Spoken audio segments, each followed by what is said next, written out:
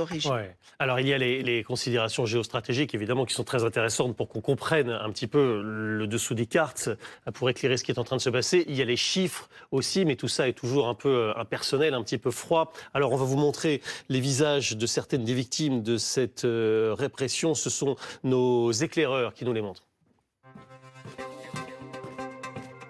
Avec vous, Fanny Wegscheider. Alors évidemment, c'est très compliqué de récupérer des images d'Iran.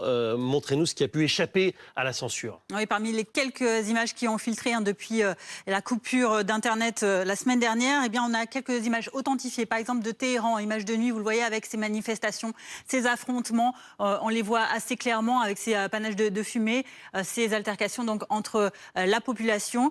Ensuite, ces images à Urmia, là, on est dans le nord-ouest, près de la frontière avec l'Azerbaïdjan. Même scène également d'affrontements entre la population qui défile, qui manifeste et les forces de sécurité. On va voir également ces autres images très tristes, celles de cadavres. On est à Kazirak, on est au sud de Téhéran, avec ces dépouilles qui sont identifiées par des proches.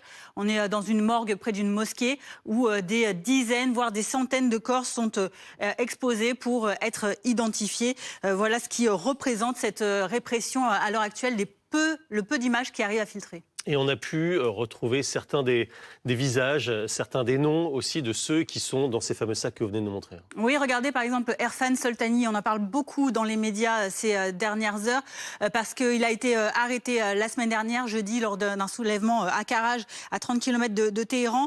Ce jeune homme qui, selon le département d'État américain, ferait partie des premières personnes à être exécutées, des premiers manifestants exécutés. C'est aujourd'hui que c'est programmé. Amnesty International a demandé à l'Iran de surseoir immédiatement à toutes ces exécutions, y compris celle de ce jeune homme. On a un autre visage également, c'est celui de Roubina Amignan. Elle avait 23 ans, parce qu'elle est décédée, Roubina, elle était d'origine kurde, une étudiante en mode à l'université de Téhéran, passionnée par la mode, très active sur les réseaux sociaux. Elle a été abattue à bout portant dans une manifestation jeudi dernier. Autre visage également de cette jeunesse notamment, beaucoup de jeunes dans ces manifestations, Mehdi Zadparvar, 39 ans, c'était un double champion du monde de culturisme classique, bodybuilding, donc un entraîneur de cette discipline. Lui a été abattu vendredi dernier à Rasht, on est dans le nord-ouest du pays. Il avait déclaré avant de se rendre à la manifestation sur ses réseaux sociaux: je n'ai pas peur, je me bats pour mes droits. Les victimes sont très nombreuses, difficiles à quantifier, mais on parle, on le disait, de plusieurs centaines à plusieurs milliers. Alors, parmi ces noms, il y en a un peut-être qu'il faut retenir plus spécifiquement aujourd'hui, c'est celui d'Erfan Soltani, parce qu'il pourrait être exécuté aujourd'hui.